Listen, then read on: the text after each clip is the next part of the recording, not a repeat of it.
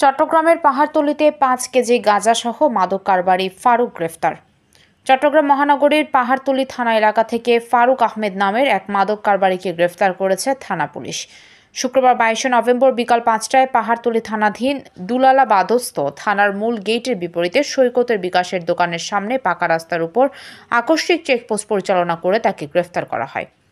থানা পুলিশ জানায়, আসামিকে একটি সিএনজি গাড়ি থেকে থামিয়ে সিএনজির ভেতরে থাকা যাত্রীর কাঁধে বহন করে একটি খয়েরি রঙের স্কুল ব্যাগ দেখতে পেয়ে উক্ত যাত্রীকে সিএনজি হতে নামিয়ে তার কাঁধে থাকা ব্যাগ তল্লাশি করা কালে ব্যাগের ভিতরে বিশেষ কৌশলে ৩টি পলিথিনে মোড়ানো ৫ কেজি গাঁজাসহ যাত্রী ফারুককে গ্রেফতার করা হয়।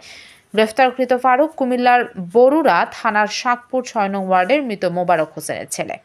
পুলিশ সূত্রে জানা যায়, প্রাথমিক জিজ্ঞাসাবাদে আসামি স্বীকার করে যে সে সীতাকুণ্ড থানাধীন কালুশা মাজার এলাকা হতে উক্ত মাদকদ্রব্য গাঁজা বিক্রির উদ্দেশ্যে নিজ হেফাজতে রেখে পতেঙ্গা এলাকায় নিয়ে যাচ্ছিল।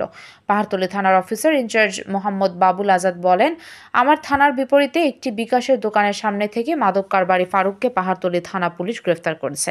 তিনি আরও বলেন, আসামির বিরুদ্ধে পাহাড়তলী থানায় মাদকদ্রব্য নিয়ন্ত্রণ আইনে মামলা রুজু করা হয়েছে। শনিবার দুপুরে তাকে আদালতে পাঠানো হয়েছে বলে জানান তিনি। Desk news, PIB ৭১ TV.